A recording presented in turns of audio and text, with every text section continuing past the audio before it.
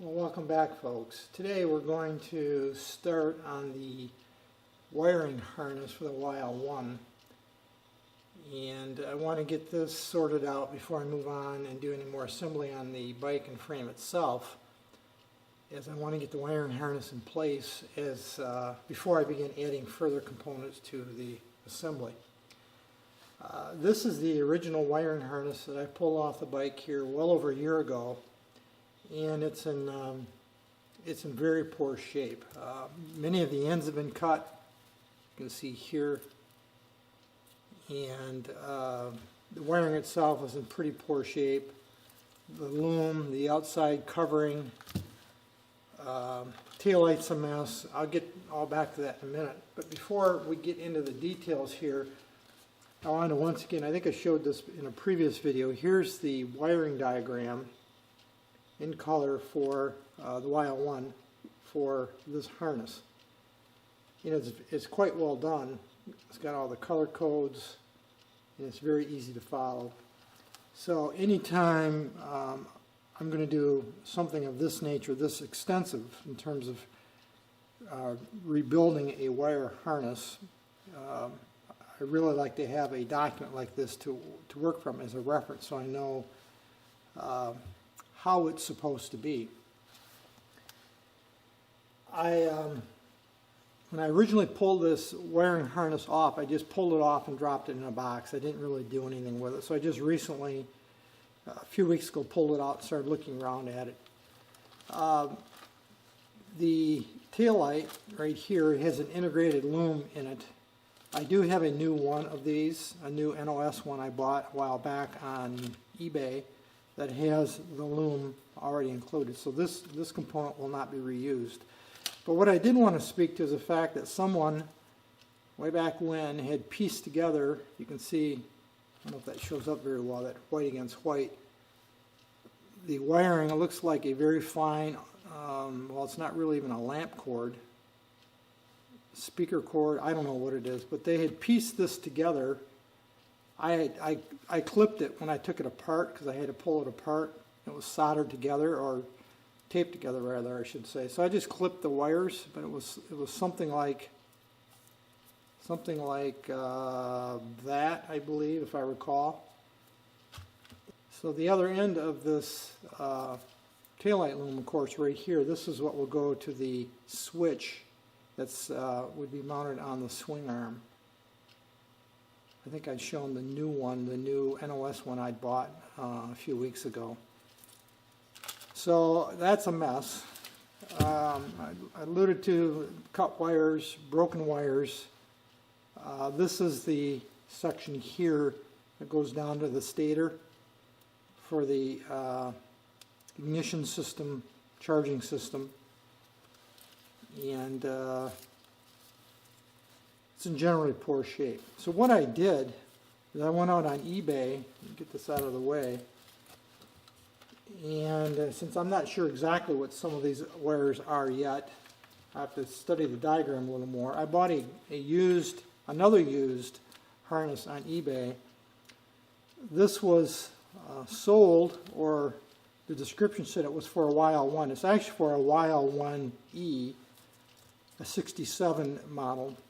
And I knew that when I bought it because I could tell by the photo. And the primary difference is this heavy green wire right here that the original harness doesn't have.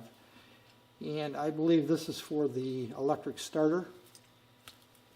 And there's a couple other extra wires in here that is not shown on the YL1 diagram, wiring diagram I showed you a few minutes ago. But the primary reason I bought this wasn't necessarily to use it, but to use it as a pattern to help me figure out between the diagram, this harness, and the original, what's supposed to go where. It's possible I might use some of this, not necessarily. One of the other differences is this has a 6-wire connector here, this plastic connector. The original one has a 3-wire connector, so that's another difference. But again, this isn't necessarily intended to be used. If I was to use it, I'd have to, or I would probably remove some of the wires, which I probably won't do. But between the two of them, essentially. I think I'll make a remanufactured unit. So that will be probably a series of videos going forward as I try to figure out what's what. Whichever loom I ultimately use, and I will probably use the original as the basis for repairing this loom. Let me get these apart here. I will undoubtedly end up replacing most of the ends, particularly these plug-in male-female kind of ends. I do have quite an extensive kit with the OEM style connectors, so I'm not even going to attempt to save these. I will clip them off up as far as I can and replace all of the connectors with new OEM equivalent replacements. Some of the connectors, like some of these male versions, are probably okay. They can just be cleaned, but the females, you can see, have all corrosion.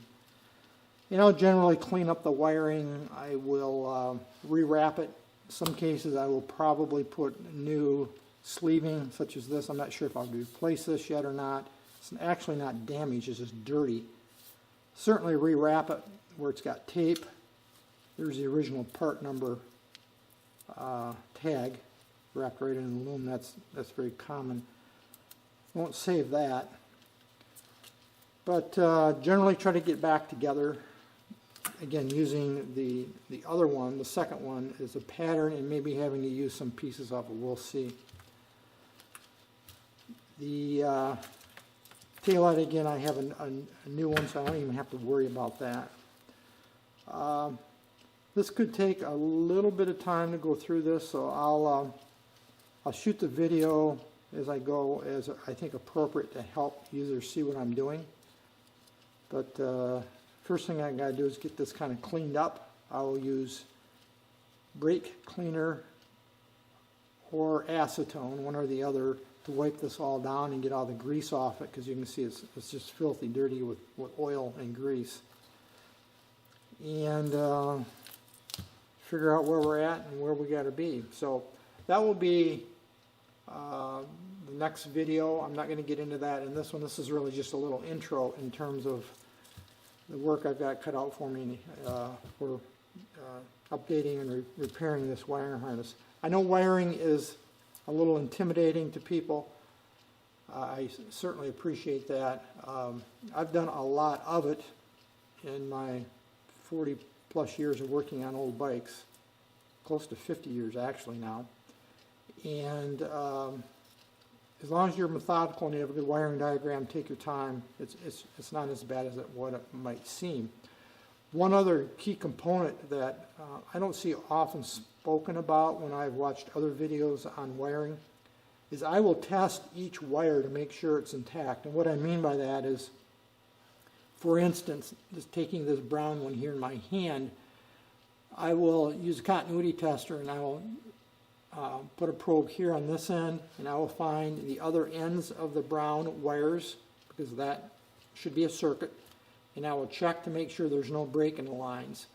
Now, it's not common you will find a broken line in a harness, but I actually have found them here and there over the years, and it's a whole lot easier to address it now than getting everything back together, getting it all repaired, getting it all reloomed or taped back on the bike, trying to get something going and having to take everything all back apart. That's very frustrating.